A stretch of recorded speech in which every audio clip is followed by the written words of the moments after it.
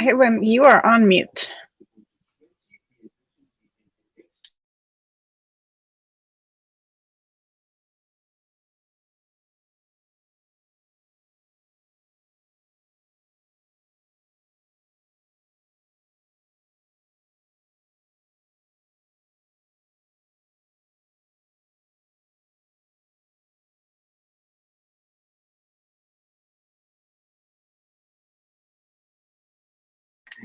It looks like you're on mute on the actual hop-in window, which would be right below your picture. I wasn't prepared, but I could have been prepared to do the Macarena during this segment, which perhaps next year.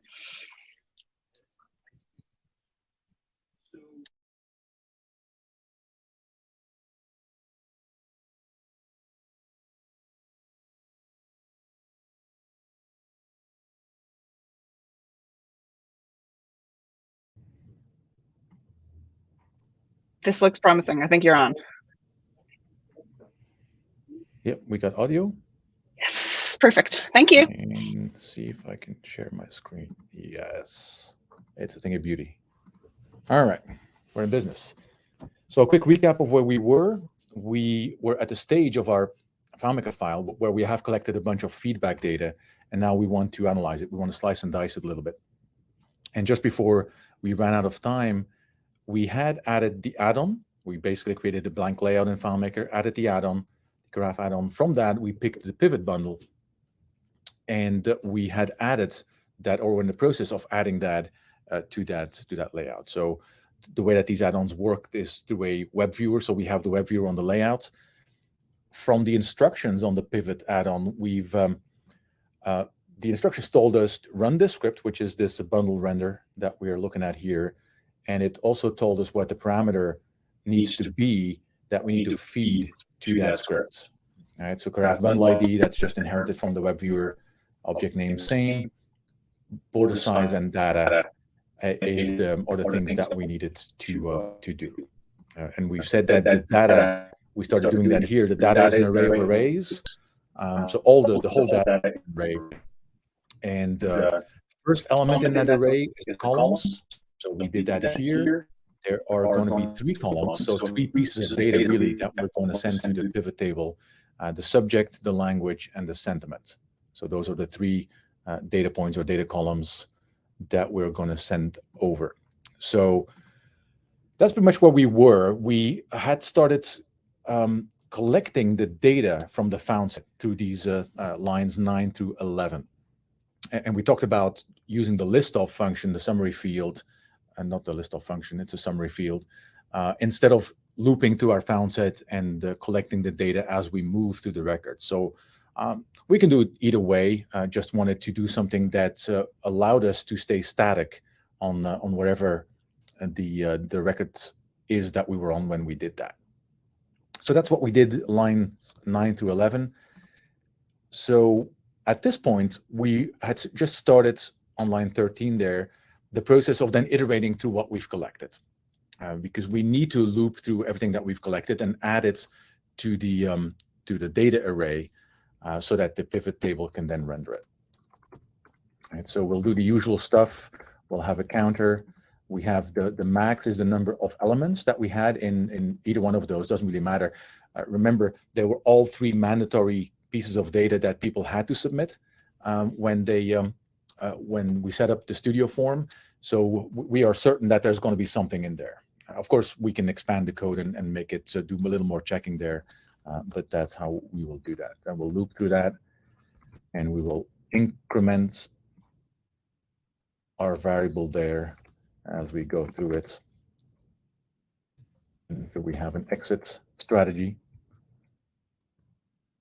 And that is when my x is becoming greater than my max. So that's how we know that we're done. And for each iteration, from each loop, if you will, through the stuff that we collected, we can do something like that. We're just going to put together a quick data array, set elements. We're going to start with an empty array. Then for each one, and this is something that I need to have a look at here, my columns, because I need to collect these in the same order. Otherwise, my columns will not match the data that I'm sending over. Right. So the first element is subject. So we'll use get value of subjects. And that's going to be element X. And these are all strings, so JSON string.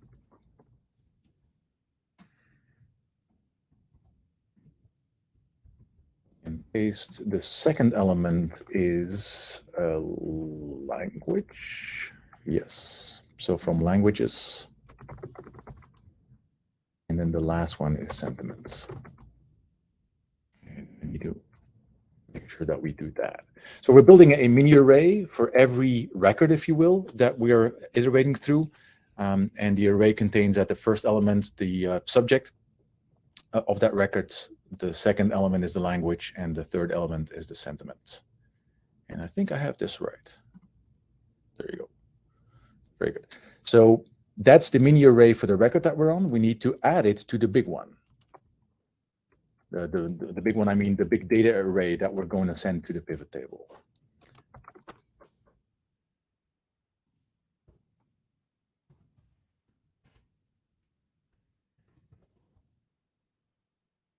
And we are going to add every record. We're going to add at the X place, if you will, in the array. Right, the zero element or the first element was the columns. So every one after that is going to be the data.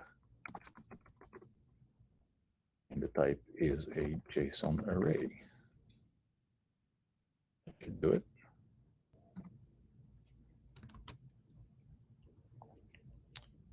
All right, let's clean this up a little. I think I am done. All right, so we're collecting the data wholesale here, and then we're iterating through the data from here to here. And at every iteration, we're building the small array of the records, adding it to the big data array, and exiting when we're done. So what happens? Actually, let me leave this one open. Come in here, we don't need this one anymore. We're done. One thing I can do, because the graph bundle has some HTML code in here that we don't need. That's just the initial piece of HTML and JavaScript to make the data viewer work. So that you basically get the picker for all your bundles. If we run this, we should get the pivot table. The title is something we can customize. I didn't bother doing that right now. And as with pivots, that's what the whole reason that we have pivots. We can now drag and drop fields into, actually you got this one wrong for some reason. I can fix that.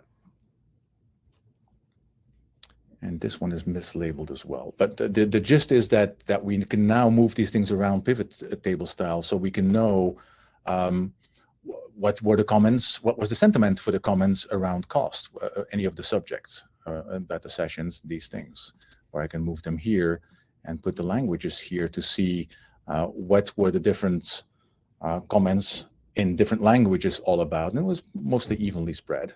There's some good things we can do here as well. If we do count of fraction of total and move this to say column heat map, we can automatically highlight the top values in the things that we are collecting.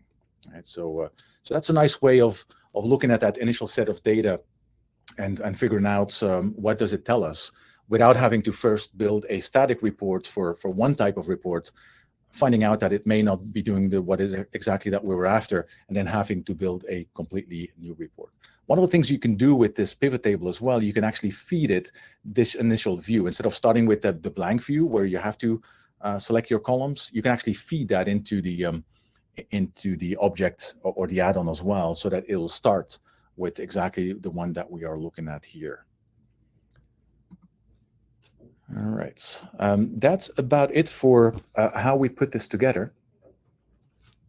And the reason that we had these columns mismatched is I was actually, we are looking at columns, right? So I was using fields instead of strings. So let me fix that here.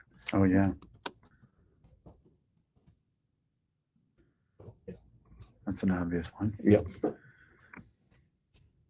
reason I found out so quickly is because that's the first time it happened to me.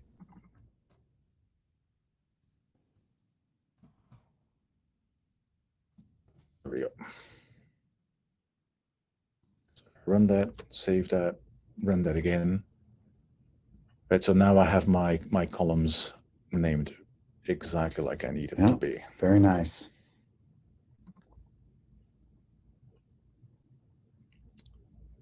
Right, I really like that kind of drag and drop way of looking at the data. That slicing and dicing is I really like that. And then if you really want, like I said, you can adjust what you feed to the add-on so that you can start with that initial build and still give your users plenty of ways to manipulate that report and do things with that. All right, that's it. That's where we were. Stop the sharing for a bit, and I can jump on any comments that we had going on there. Way cool. Way cool is a comment. It's a good one. There you go. Yeah, it's nice. It's probably the add-on that I use the most, the pivot table. I use it a lot.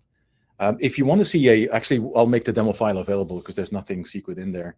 But if you want to see a good implementation of that pivot add-on, we have on the Soline GitHub repository, we have a FileMaker file called Punisher that we use to test performance on server.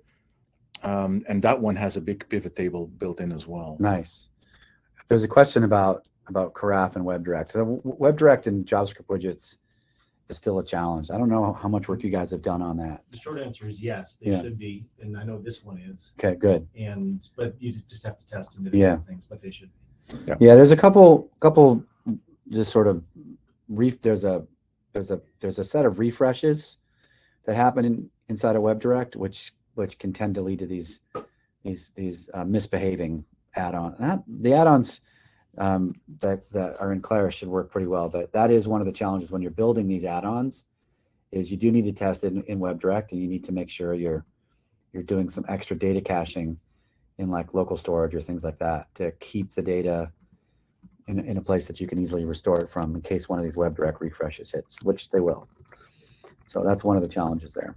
But other than that, WebDirect and these add-ons work really well in general. This basic type of technology. Can people hear me? I hope they can hear me. We've done some pretty large projects that are WebDirect only projects, building tons of custom JavaScript views, and we were able to get it to work well in every case. And in fact, sometimes we were able to. Some of this was like performance related, and some of the work we were doing was performance related. It ran all over the globe, and in some cases, we're able to make things faster by moving to a JavaScript based UI than doing something, in normal FileMaker. So it definitely can be done. WebDirect is possible, but a few extra tricks to learn and figure out. It's an interesting comment that you made, because it's one of the things that we as developers need to put on our to-do list as options, right? It's whenever we're faced with a problem, it's always like, how do I solve it? Because there's 5, 6, 7, 8 different ways of doing that. And JavaScript is so fast at certain things, like parsing through a big sets of data, that even the overhead of moving it into a web viewer to run some JavaScript and getting it back out is still orders of magnitude faster than trying to iterate over it in FileMaker. So we definitely need to keep these things high on our list of options to consider. Yeah, so we just saw the session with Robert, and he showed us some of the cool new forms that we're going to get, the new views that we're going to get in Studio. That's going to, you might say, reduce the need for reaching for tools like this, but it's not going to remove it. There's always going to be things that are going to be different enough. They're not going to be in the core platform, and you're going to need to be able to reach out and get something done in a way that is just not standard. So these kinds of techniques are really great for that. But the really great part about what we just saw is that things like Kanban boards, this is table stakes now. Like, this is what people expect, and being able to get this kind of seamless integration with your data and have it show up in a Kanban board and just work is really what we need. Like we shouldn't, if we're trying to solve problems for our customers or for our own company, we shouldn't, things like Kanban boards should not be like, how do I do this? Or, those kinds of, that are pretty common data visualizations today anywhere else. They shouldn't be, okay, I got to reach to an escape hatch for a Kanban board. Kanban board should just be in the platform. And look, we're getting them. So, that's pretty awesome. And it extends to some of the other things that we did in our morning demo as well, because it's never like Connect is going to work everywhere, or it's not going to work at all. It's not that binary, right? Yeah. It's, you get this list of things, and it's the same with Studio. You get these list of features that you get. And so when you make the consideration, which way am I going? If it fits Studio or it fits Connect, it's going to be so much easier, right? Because you can build it quickly like what we're doing today. If it isn't, that's fine, because now you know that ahead of time, and you can allot the proper amount of time and budget for building it yourself. I really liked what Robert was doing there late in his demo, and bringing it back and showing it in a web viewer. That was awesome. I did not expect that. That totally blew my mind. Lots of interesting possibilities there.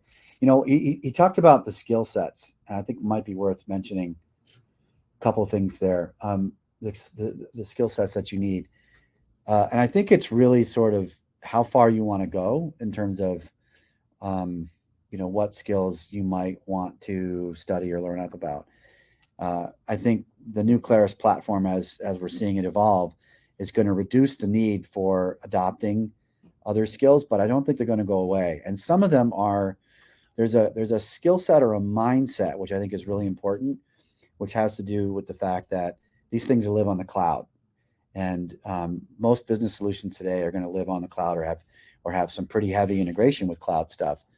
And so you need to have like sort of a basic understanding of how that works.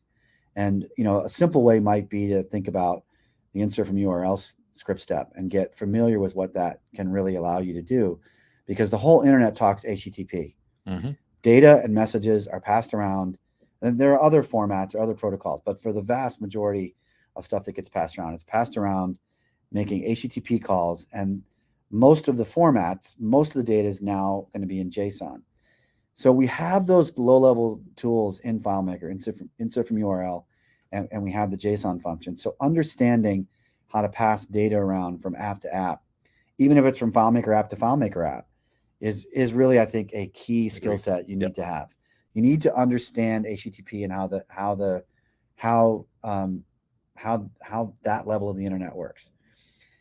I think if you have that and you have the Claris platform, as we're seeing it evolve, you can go quite far. And as this, something like this new stuff, you're going to be able to go much farther than what we were able to do now, say with what Claris FileMaker is today.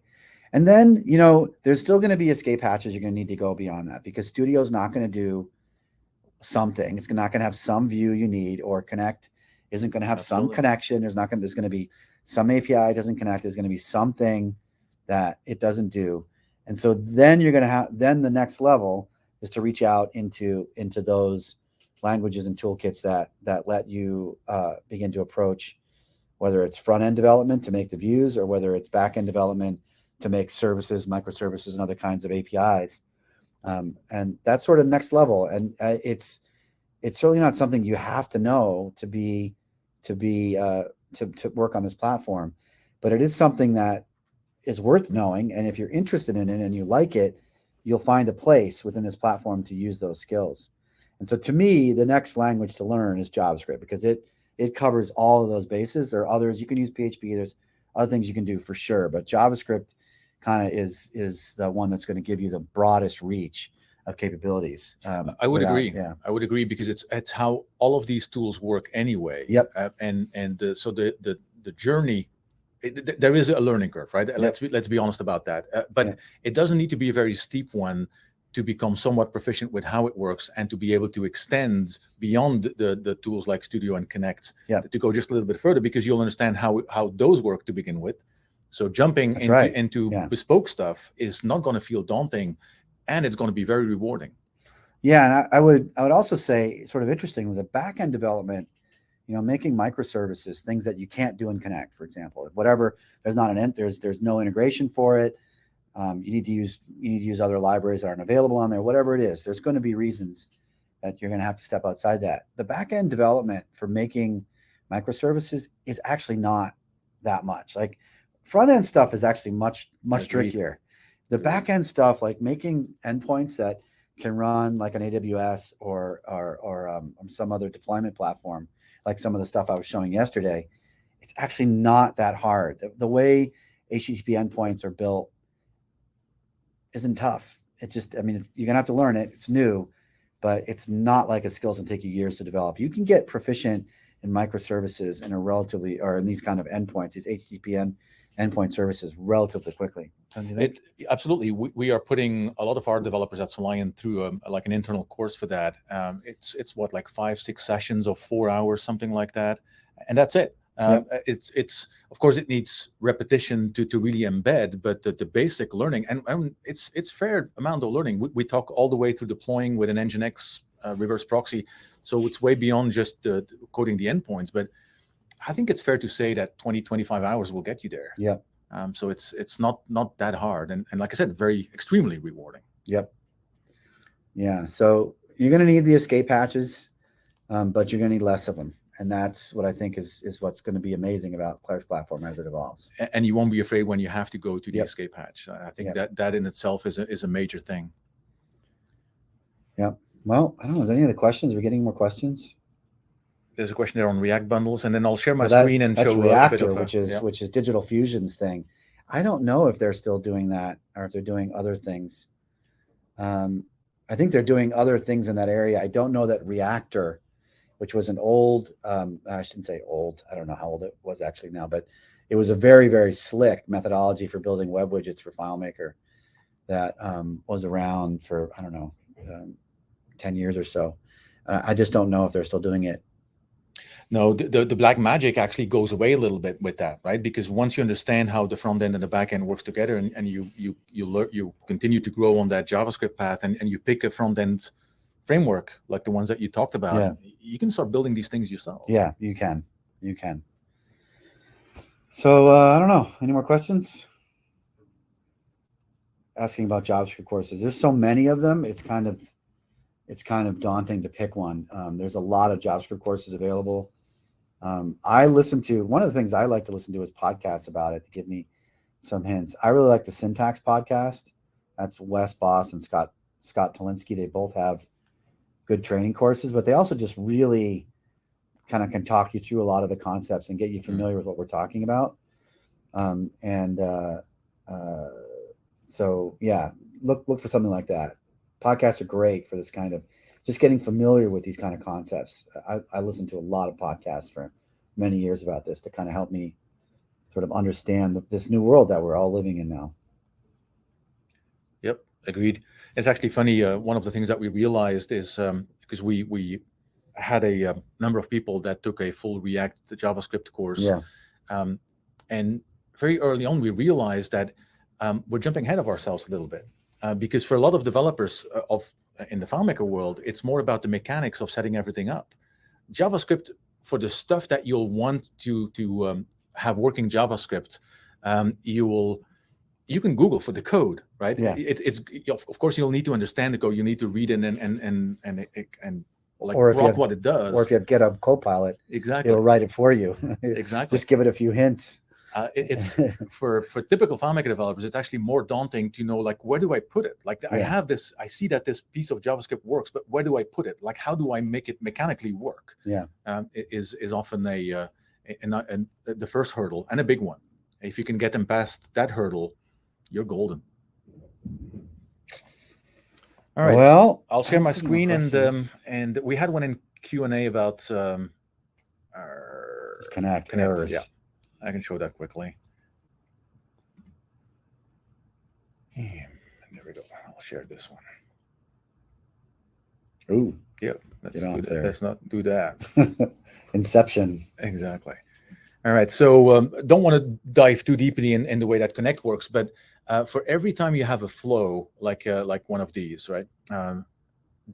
Anytime a flow runs, there's a history of that flow running. Actually, go back to the one that didn't work this morning, because that's a telling one. And it has success or error. If there's an error for each one of those, it will tell you what step that was on. But you can also fully see.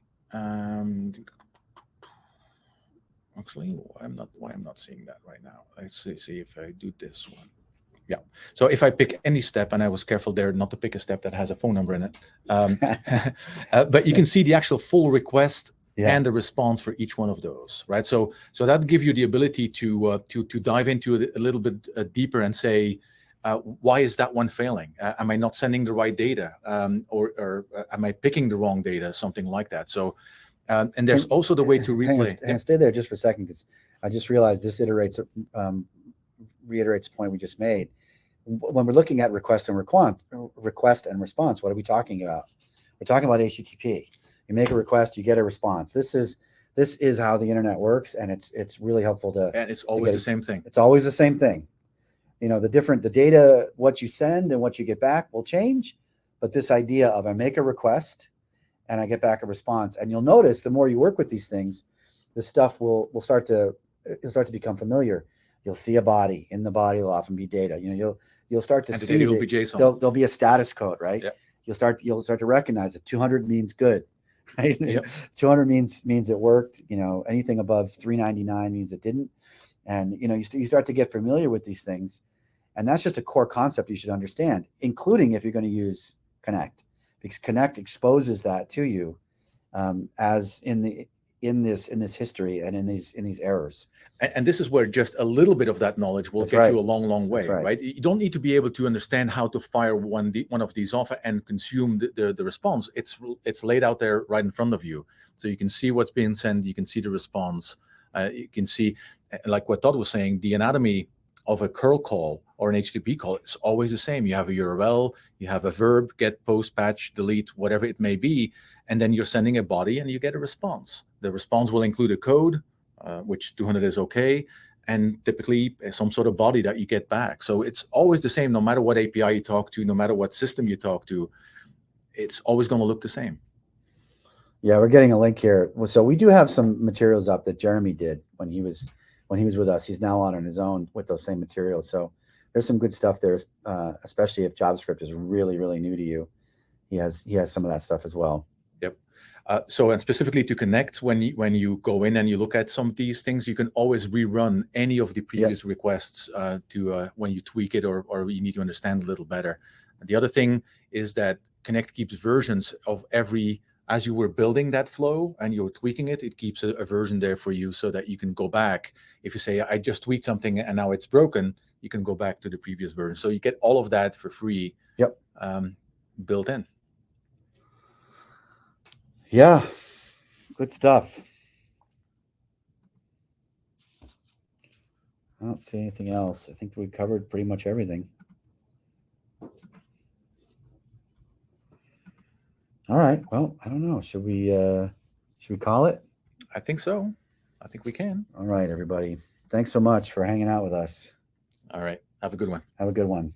Bye-bye.